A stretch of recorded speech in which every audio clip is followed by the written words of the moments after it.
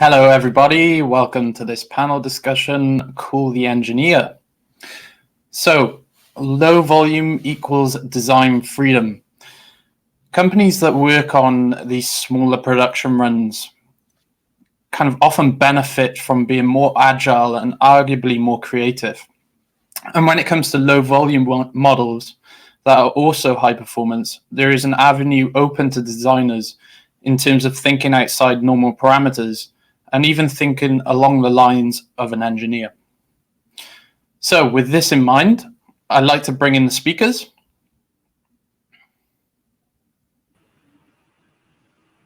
Hello, everybody. Great to have you here. Let's just go around one by one. We can introduce you and you can tell the audience where in the world you're joining us from. So let's start with you, Sasha. Hi guys, I'm Sasha Salipanov. I'm head of Koenigsegg Design and chief designer at Raw Design House, and I'm joining you today from Ängelholm, Sweden. Great. Luca? Hello, I'm Luca Borgogno. I'm the responsible for design of Automobili Pininfarina, and I'm joining you from Turin, Italy. And yourself, Jan? And this is Jan Dolphin from Prefix Corporation, coming to you just outside of Detroit in Rochester Hills, Michigan. Fantastic. We are truly global, even though this is our European event, but it's great to have you guys on board. Let's just start off with a kind of broad stroke question, shall we? Low volume equals design freedom. What does that mean for you? Let's start with you, Jan. Well, it's a big deal for us here at Prefix. I think if you look at our management team, it comes right down to the heart of who our best consumer is. We're car people. We love cars. We love the idea of driving something that no one else has and pulling up to a stoplight and knowing that yours is somewhat special, different, or higher performance or what have you. So when we think of low volume production and the design freedom that it often gives designers, it's been important enough for us that we've actually dedicated a full facility that is very configurable to allow design teams to say, hey, there is a way to get this done. Sasha, what about you? Low volume. Yeah, so I've had a bit of experience working for both bigger car companies, and my past is with Volkswagen Group and Hyundai Motor, and now working for Koenigsegg Automotive is a very, very different experience. And primarily, I would say, well, of course, the fact that we're a low volume manufacturer, it plays a big role in the design freedom that I have here and that our design team enjoys.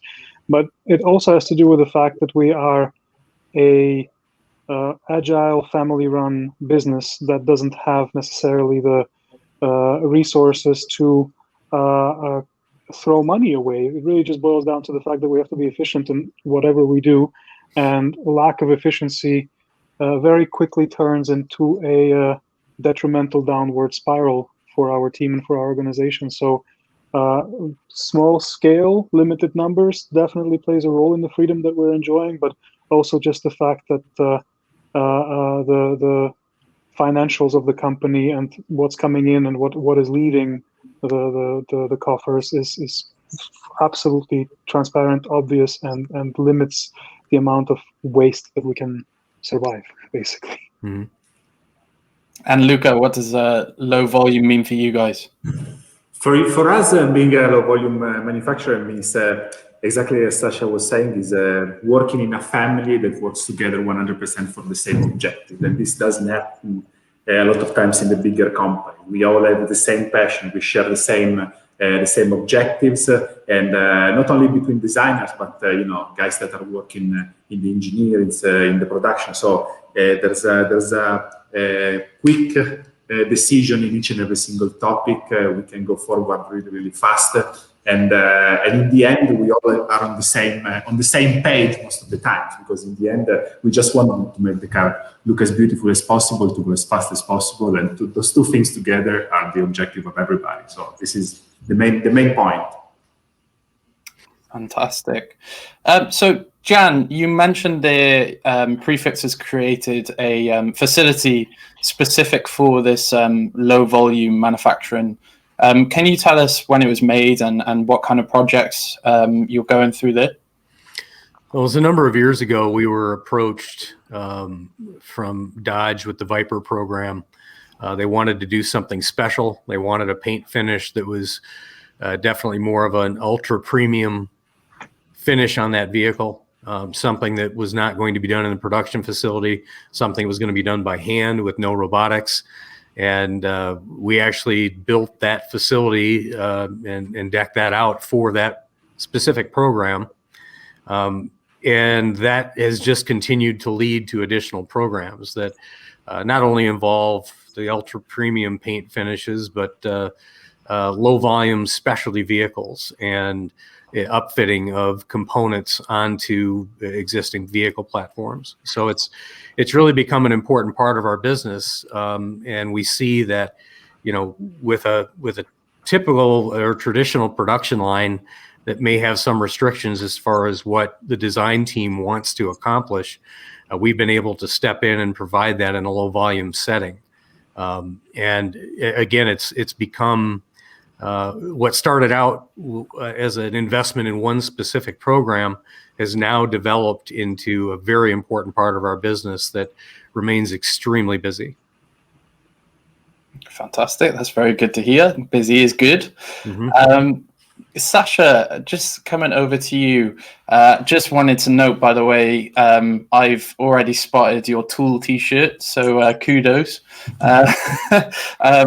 But I wanted to ask you a little bit about, your change that you went through in your career. So, you did go from some low volume manufacturers when you first started out in car design, but then you went to Genesis, you did some work at Volkswagen. So you went to that mass production area, and then you came back to low volume with obviously Koenigsegg now. How did you go about coping with that change? Well, just to set the record straight a little bit, I did start my career at VW. I was hired right out of Art Center to join Design Center Potsdam.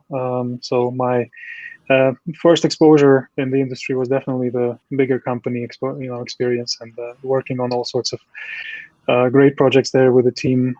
Stayed quite a long time at VW. I had the fantastic opportunity to join Lamborghini design team for a project, and then from there on spent quite a bit of time with the Bugatti design and design team, and even held the role of head of exterior design there for a while. Lamborghini and Bugatti are certainly low in the numbers in terms of how many cars they produce, but they are part of the VW group, and that has its certain pluses, and I would say probably a few minuses as well. Hyundai came after that. Genesis, my role as head of advanced design team in Frankfurt, but I feel much better placed, and actually perfectly placed here at Koenigsegg and at Raw Design House, because I've always cared more for things that lie outside of design, not just design. I wanted to learn more about engineering and more about production methods and techniques, and more about what actually goes into building a car from entirety of the processes involved. Even the business side is something I'm starting to pick up on a little bit right now. And being in a company like Koenigsegg certainly opens the doors between all these different silos and allows you to see beneficial ways of let's say symbiotic relationships between different departments and different job descriptions. And it really just turns out that at least from my experience, that the silos that we're used to dealing with in the bigger companies are well, for lack of a better word, they are kind of archaic. Like the creativity and the potential of individual to make a difference in a company is limited so much by the very narrow job descriptions and narrow fields of competence and expertise that these companies sort of project onto the employees, and the employees with time become comfortable with those limitations, and they're only able to perform within those limitations. So it's kind of a vicious circle. You come in as perhaps a naive and open mind, but you very quickly get kind of shoehorned into a job description that only does justice to 20% of your brain capacity, and effectively the organization is only using 20% of you as a creative contributor. That, I mean, I'm being very controversial when I say these things, but that's just my opinion. Yeah, it makes a lot of sense. Luca, you also had some work. You were doing some work with Lamborghini in your past as well, I believe, and also at Fiat, right? Yes, at the beginning of the story, I started as a consultant in the early years, designing bits and pieces for all the Fiat Puntos.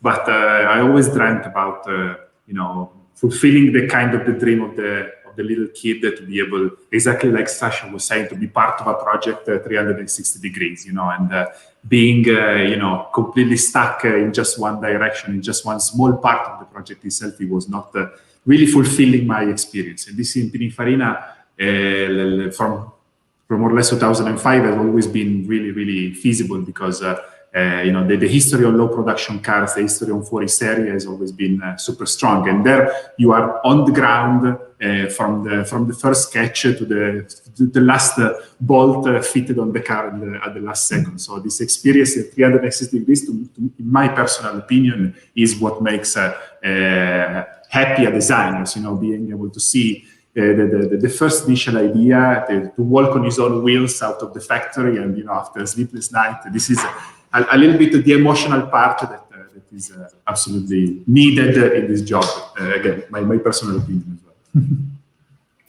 Cool, yeah. And Jan, when we talk about the work the Prefix does, you don't just do low volume cars, right? You do so much more.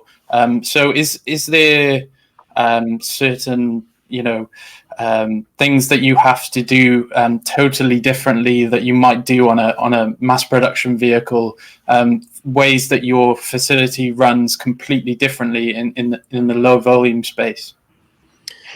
Yes, there definitely is. And and again, our company didn't start with the motivation to do low volume production or help the manufacturers with these specialty vehicles. We started out 40 years ago as an engineering services company, and oftentimes the focus was helping manufacturers with their production workflow and things like that. And as the company grew, and again, Mr. Ziley, the owner of the company, was very much a passionate car guy who said, I eventually want to build the concept vehicles and work with the designers. And very quickly, that's what happened. And we started building the concept vehicles and prototype designs. And we developed a patented system that we call a PVM, which is a programmable vehicle model. Many manufacturers around the world have used as kind of a multi-access CNC unit that helps design interior, vehicle structure and compartment packaging for people that are inside the vehicle. And this just continued to grow. And if you think about what it takes us to accomplish a concept vehicle today with, we do almost everything in-house under one roof. So it's everything from machining and composite work to rapid prototype and 3D printing to the development of lights, which is its own incredible industry in itself, to our metal fabrication and interior trim shop. And then when you get to our paint facility, which is a world-class operation, if you think about all those capabilities and what it takes to build these first one prototype vehicle that these designers are making, it's those same skill sets that require us to help the OEMs with this low volume production. So really it became an obvious evolution for us to be able to do that.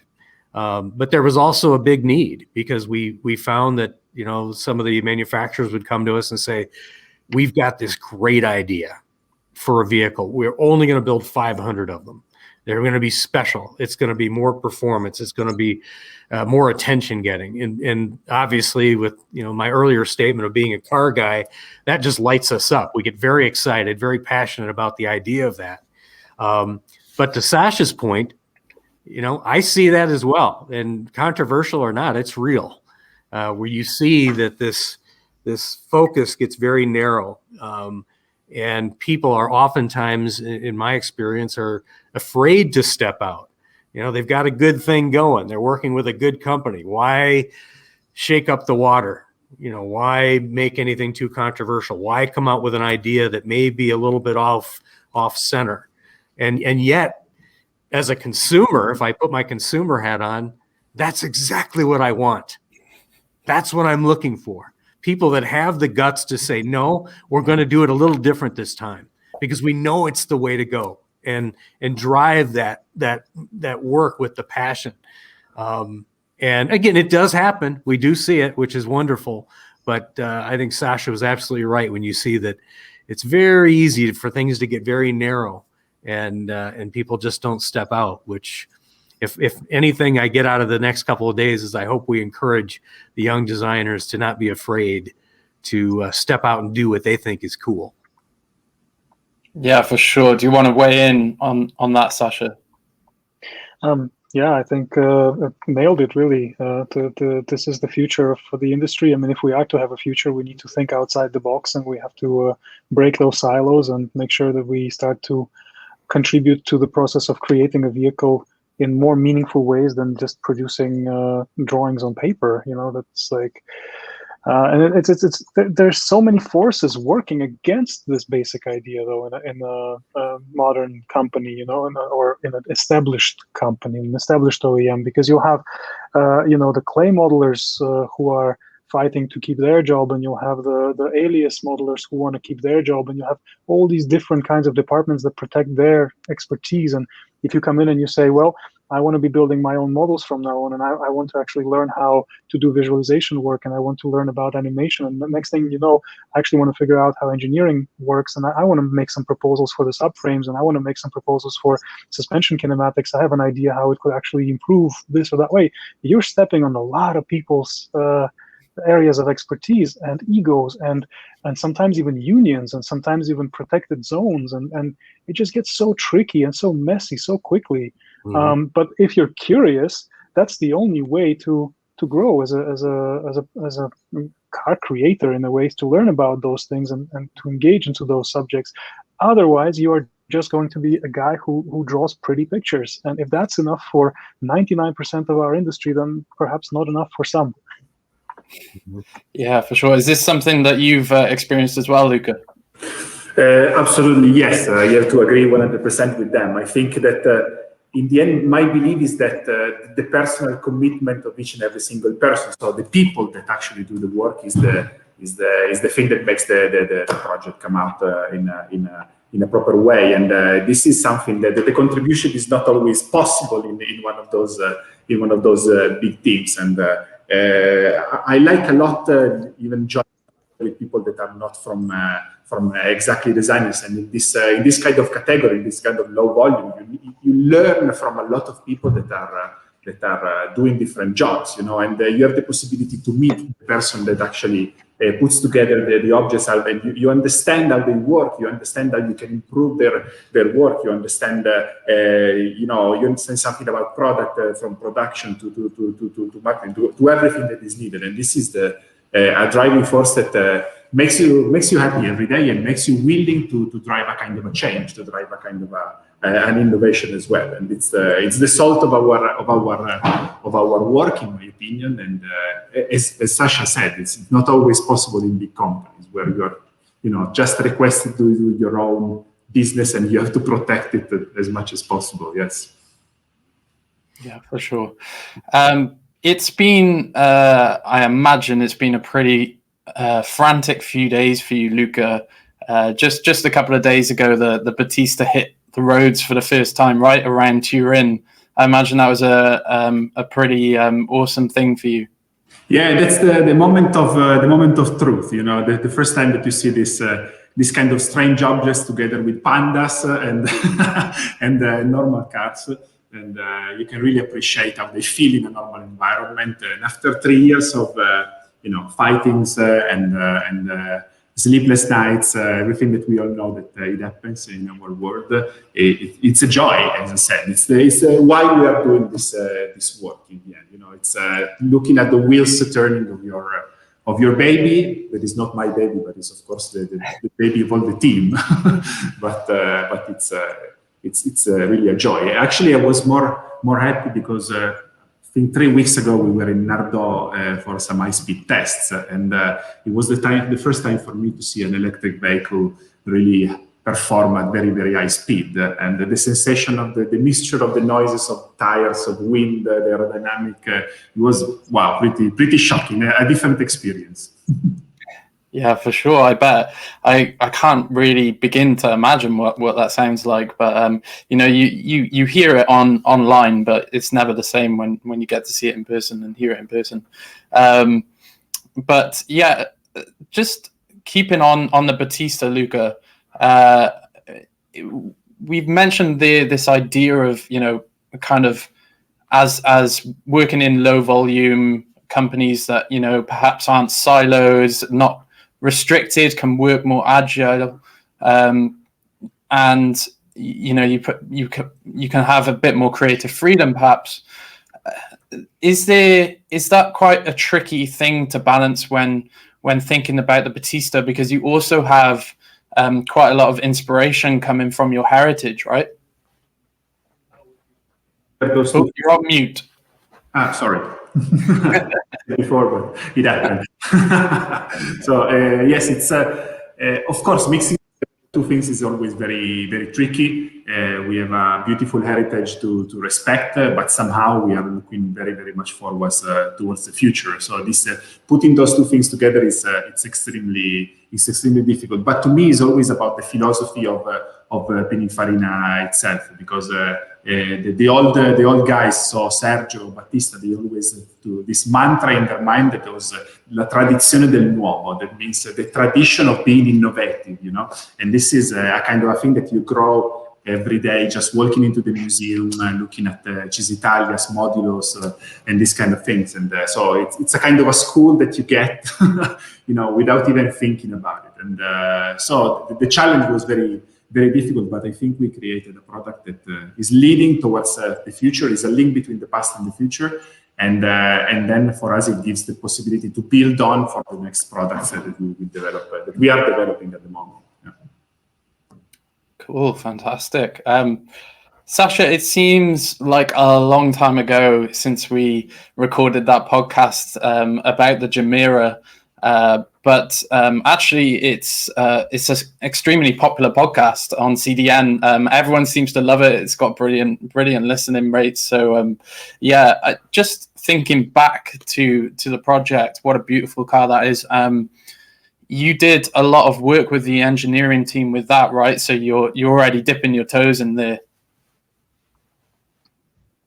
Yeah, I mean, absolutely. The car is first and foremost a packaging and engineering marvel, and all of the innovation is, I would say, all of it is in the concept of the vehicle and the technology of the vehicle, and the styling is just a consequence of how forward-thinking the car actually is. So it's almost impossible to separate the two at this point in time. The way it looks is only possible with the technical components that are in that car, and the technical components that are in that car kind of drive the look so much that another look is almost not possible for those components. They're really like completely interlocked, and this is what brings our team the most pleasure, is this honesty in design, right? That the object is not trying to pretend anything at all. It is just being itself, and by being itself, it turns out to be attractive. I mean, isn't that a miracle that you don't have to force an ill-fitting dress on a cow and try to make it look attractive? It is actually a good-looking car with or without our styling work. So it's just incredibly rewarding to be able to participate in a project where you have a say in the architecture as well, where you can come in and say, for this to work aerodynamically, or for this to work from ergonomic point of view, or for heat transfer to be optimized, this is what we need to do. And turns out the car looks better for it. that is super rewarding.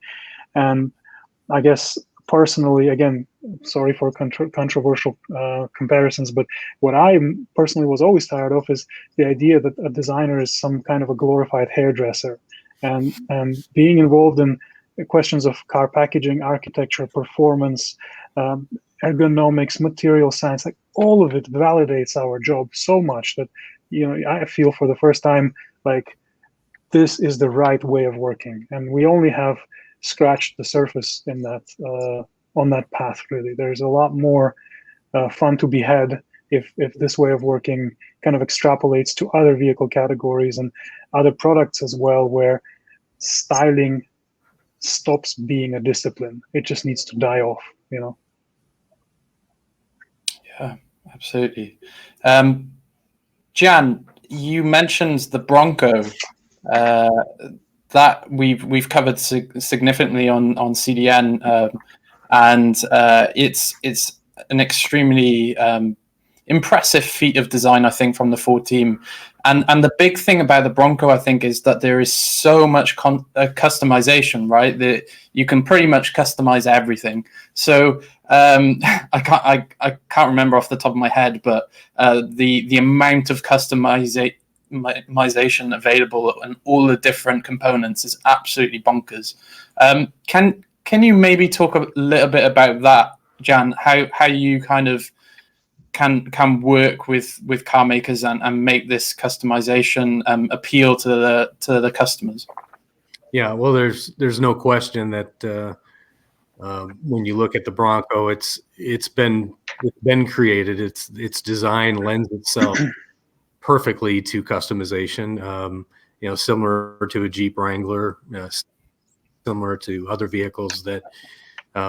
What I always call that, those are the SEMA dreams. So the big SEMA show that takes place in Las Vegas each year that is focused on nothing but the aftermarket products that we can add and involve with our vehicle to either increase performance or appearance or what have you. It's endless. But I do believe that at the next one, that's going to be one of those key vehicles. It'll be very interesting to see how the aftermarket community responds and what items are being designed right now to take those vehicles and take them to the next level in either usability or just visual enhancement, depending on what the user is looking to do. But it's always a very interesting dynamic that takes place at an event like SEMA. You have 150 some thousand people that attend that show, when there are shows, of course. And to see the OEMs watch that market, so closely, to see what are people looking to do with the vehicles that we just released, with the vehicles that we've designed, and what does the aftermarket look at and see, where do they see those opportunities? Because it's always fascinating to me how it only takes a few months later or a year later, and the OEM now has an aftermarket list of products that were developed after a show like that, to see what the aftermarket community is looking for. So I think it's going to be one of those to watch. I personally love the idea of bringing back some of the retro styling and giving it an evolution of new technology. I don't think that's going to go away anytime soon. It appeals to a certain buyer just the same way as something extremely unique and completely new in the design appearances. So, yeah, that's going to be an interesting one to watch.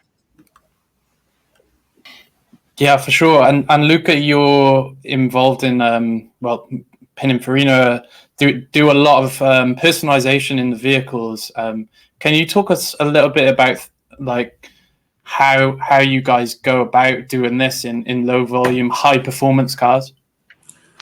Yes, I think that customization is a big word, because it can go from the colors that you see in the background of my screen. But in my opinion, it has and in this low volume production and mainly in Pininfarina, It has mostly to do with the experience that the customer wants to live together with this car. So for me, it's extremely important at the beginning of the story, and for my designers, for our designers as well, to put ourselves into the mindset of the people that actually would buy them those cars that actually they think really alike us, because in the end we are all car guys, But to live the experience of being able to make an object that would fit perfectly with the need of the different people, and taken to the extreme, I think that sometimes it's more important not only the experience that the customer will have once he will drive the car itself, but just the moment of the personalization, the moment of choosing, the moment of putting together the perfect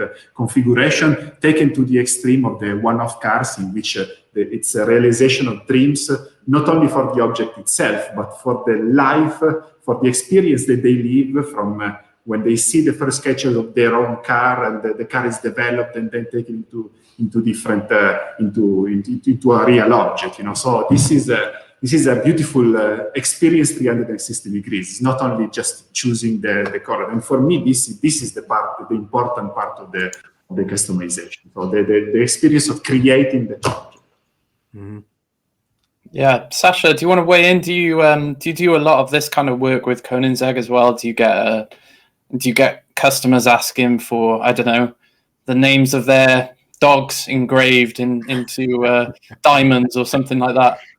I mean, sure, every customer has their wishes, and we try to remain as flexible as we can be.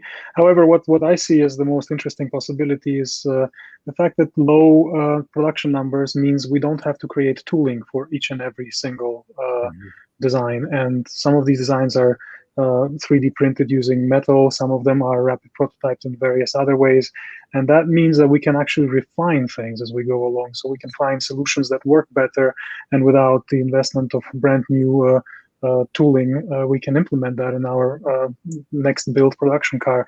We try to, let's say, be very careful about these sorts of things, but at least trying things on a prototype is always possible. And that directness of transferring ideas from basically a clever thought to an object on the car being driven and tried out, that's something that is possible with the low numbers and the reliance on rapid prototyping that we have in our company.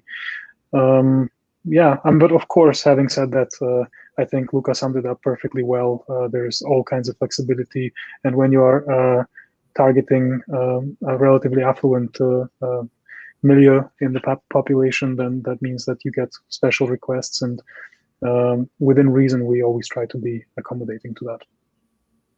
Yeah, for sure. And the lack of tooling isn't the only thing that you did differently. I love the Raw Design House website, Sasha, where you talk about what you see is what you get, no BS. But there's also I know that you don't use sketches and you don't use clay modeling. So you're really tearing up the handbook in design, right? Well, that's one of the ideas. I mean, I remember this kind of been with me for quite a while now. I remember when I first did an internship at Mazda in 2003, I think that was, in North America. I was one of the first designers, like a child, basically just an intern, but one of the first guys who only used digital tools, period. Like the guys back then would still do sketches on paper, vellum, marker, and that got me thinking. I thought, how far can you take this idea? I mean, it's great to be able to do sketches on a laptop, but could you be an entire design studio in a laptop? And back then in 03, certainly you needed fully rigged workstations to do alias work, and you needed CGI workstations that were super expensive. But technology improved, and I realized that about 2008, 9, 10, you could pretty much do the whole thing on a laptop. And it just really bothered me that we have these huge institutions, the clay shop, the alias department, studio engineering, and all it is you could just cram all of that into a laptop. And yet not many people are doing that. It requires having multidisciplinary skills, but you're a capable mind. Why don't you figure it out? Why don't you try these different tools and try to see if you can actually make good use of them? And I had a difficult time winning projects based on my sketching ability. I mean, I don't think I'm a particularly bad sketcher, but I couldn't do these full-blown, full-color, photoreal Photoshops and win projects with those. So instead, I tried to make 3D models and turntables and show the management that, yeah, you could have a set of Photoshops done in the same time, that potentially I could build a 3D model, and then we could put that on a milling machine and see it in full size overnight. Really, it doesn't cost any money because the milling machine is here and the clay car is sitting in front of it. So just mill it and let's see. So you get your foot in the door in a project where otherwise you wouldn't have been, even taken seriously, just because you have a data to show. And then taking that further with learning a bit of engineering tricks and understanding how different cars actually work and what are the differences in solutions and how packaging gets figured out, ergonomics and all that, just made me personally a better designer, I think. And once I had a chance to build up teams, and once I had a chance to hire people and to bring talent on board, I'm looking for that kind of multifaceted talents that could think outside the sketchboard and don't have to rely on 20 other people to make their vision work. I mean, really, if you tell me that you need a great clay modeler to do a good car, that just means you don't understand sculpture well enough. That means you haven't figured it out yet. It's great to have great clay modelers, and it's great to learn from them, but learning actually assumes transfer of knowledge. At some point in time, you should be able to do it yourself. Yeah, it's super interesting.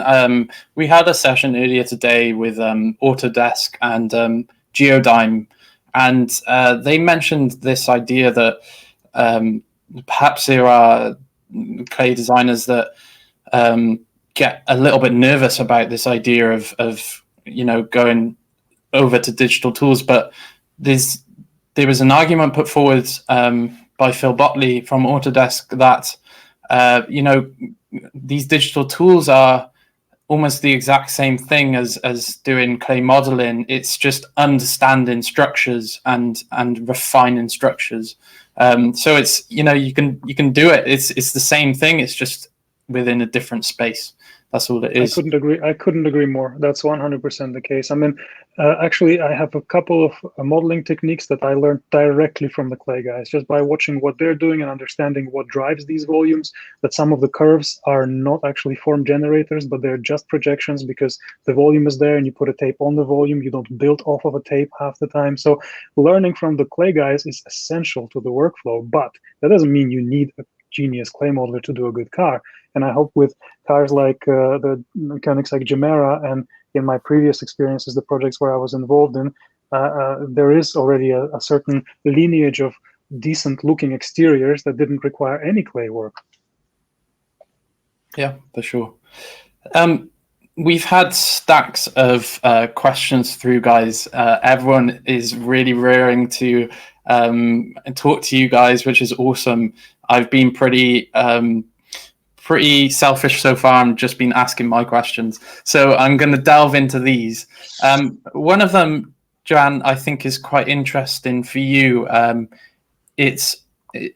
think you kind of partly answered it during the introduction, but it is, how has demand for low volume held up over the past 12 months compared to mass market? Perhaps the desirability of low volume vehicles has kept demand high. And maybe this is a bit more related. I don't know, I could be off the ball here, but maybe this is related to COVID and the pandemic and the fact that people, want their own personal models rather than perhaps using something that, 5 other people use.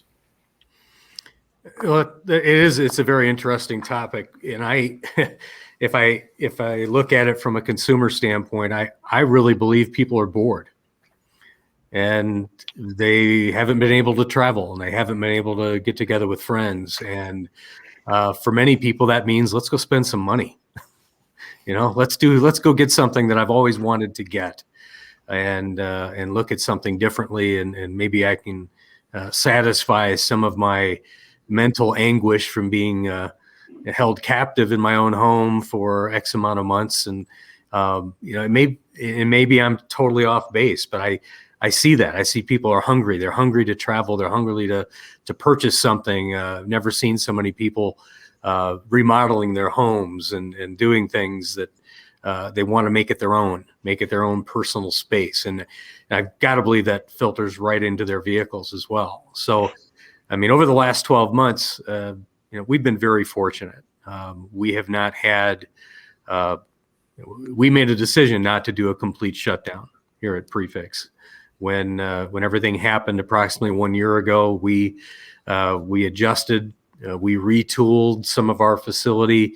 We had local people in the first responder community and in the healthcare workers in our area that were desperate to try to obtain some of the PPEs, the protection devices and face shields that were not available at that time because manufacturers just didn't foresee the huge need of these items. So we retooled a group of volunteers here in our buildings that were lined up doing protective gear. And I think at the end of April or early part of May, we had already shipped over almost 100,000 face shields to some of our local healthcare workers and first responder communities. So it was a bizarre beginning to the year. But the projects that we had that we were already underway with for certain manufacturers was a number of concept vehicles that were underway that they did not want to stop the completion of. So we maintained those, and that kept us busy. And then, of course, our low volume production facility where we do. There's a number of very high end, ultra premium paint programs that are underway there right now. And those maintained, they continued. So, we don't see it slowing down at all. If anything, we're now looking to expand that operation even more, where we do this low volume work, because we have manufacturers saying to us, we want to do something different. We want to do something cool. We can't quite fit this into our production facility with traditional manufacturing techniques. And how can we do this? And we're thrilled to be a solutions provider for those types of projects. Yeah, fantastic. And extremely commendable, might I add, Jan. Luca, has the past 12 months been different for Pininfarina? Because, I imagine as a company that are producing these, very high performance models, and the company makes quite a big noise about them being handmade. So have you changed maybe the way in which you work? Has your team maybe changed the way in which design processes are carried out? Actually, yes and no, because at the beginning of the pandemic, we were very challenged to test this working, in a distance, and the challenge was equaled as well by a kind of an enthusiasm to try new things and try to be proactive and to be strong in that direction as well. Then we went a little bit down with the mood sometimes, and I think it's shared with a lot of people. And it was difficult for us sometimes to get the people really in control of what we were doing. And then we are in a moment right now where we are building up the speed again. So we are getting used probably to these tools that we are working on. We are developing ideas as well to make them work better. And I honestly believe that it is possible. I'm still anyway missing a lot of the personal relationship with people, in the end, because this is one of the, it seems a bit stupid to say, but more than the tools themselves, more than the physical object, I am missing some of the, the person, the laughs in front of the coffee machines. There's a lot of things that usually get developed, new ideas that are not possible in a normal, meeting room like this, exactly like in front of a coffee machine. And we have a couch in the design studio, actually, that we call it the design couch. Oh, it's frozen. Luca's frozen. Just one second. Yeah. Back. We just caught you when you were talking about your couch in your studio. Yes. This is a very important part of our studio. It's because it's when we sit into the couch in front of a big TV and have let's say, a little bit of fun at the end of the day, not only us, but in the engineering team and all these kind of people. This is the moment in which the real idea comes out. We are much more relaxed. We are in a less, static environment. We laugh a lot, but after the laughs, sometimes the sharp things come out. So we are missing that a little bit, that part that is, hopefully we can get it back as soon as possible. What about yourself, Sasha? Are you sick of all the MS Teams or Zoom calls yet, or are you managing to get in and out of the studio as well? Well, Sweden's taken a slightly different approach, and it's been controversial in the beginning, but we've grown to actually feel quite lucky and quite thankful for the fact that we have obviously implemented some social distancing measures, and we are trying to stay as vigilant as we can, but we are in the office, and we haven't really done home office much at all. And I'm feeling very fortunate that this very difficult year was in fact spent by our team here in Sweden and not in other parts of the world that were under complete lockdown. So quite lucky. For sure. Next to you, Sasha, as well as a cool T-shirt, you have some sketches there on your wall. We were talking in a session earlier today about sort of taking inspiration from not just cars, but actually from other industries for design. So, for example, fashion, music, even nature. And craftsmanship and these types of different ideas coming into play. Do you draw on different industries when it comes to producing like your models?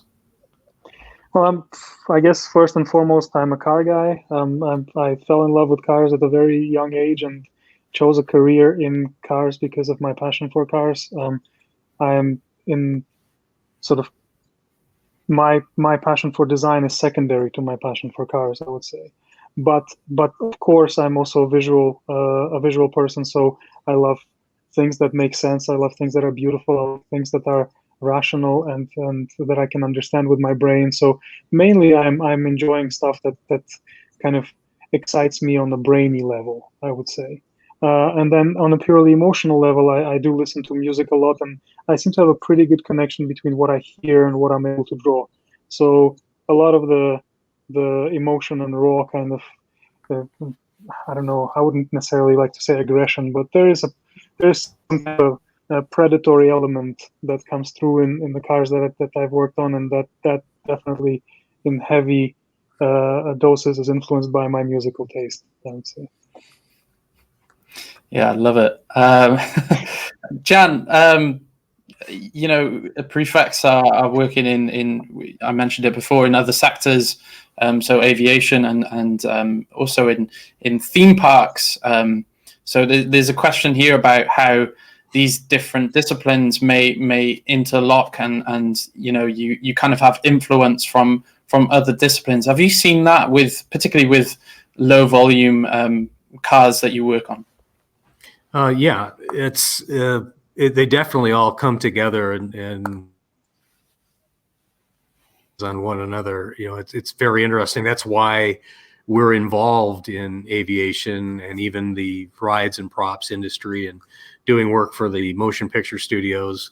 We're currently involved in a project right now. I'm not sure what it is. It looks like some sort of a spaceship, but something's being developed on our mills back there right now that is very interesting. And I think it's interesting that you bring up the idea of the crossover in design and what do we look at and what influences us or inspires us to change the way we potentially are doing something. And I mean, we see that as well in some of the projects that we're involved in. You get consumer products. To me, I look at companies like Apple, of course, and companies like Dyson, that really have some interesting design elements that maybe aren't even necessary, but they definitely create a situation where the product stands apart from the competition. And interesting enough that many people look at it and it's never the lowest cost option. And yet that's the one they choose.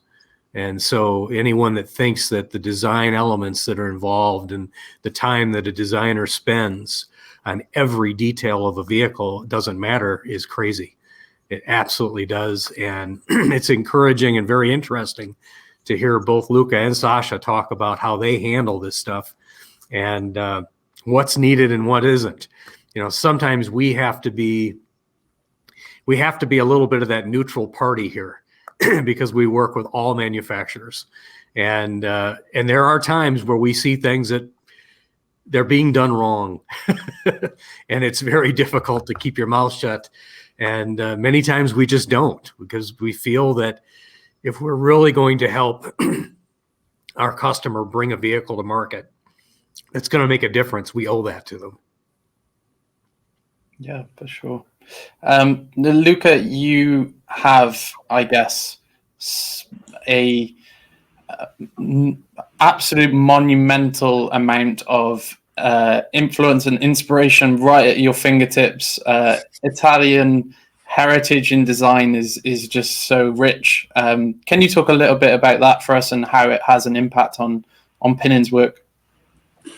This is, I think, as I said before, it's just a mindset that is given to everybody that works inside our company and as I look at those cars, you know. And it's amazing how after even 15 years that I am able to see those cars, and I actually see them almost every day. And some of them I've been, presenting them, touching them, but every single time I get inside there, and there's a crazy solution that I've never seen before. In an opening, in a hinge, in the way it opens, in a way that the crease changes direction. So this is so much inspiration, and it's so crazy. And then so the story there is that it's super important, not only for the to copy the old styling cues or something like this, but the mental approach of those people. What the hell were they thinking?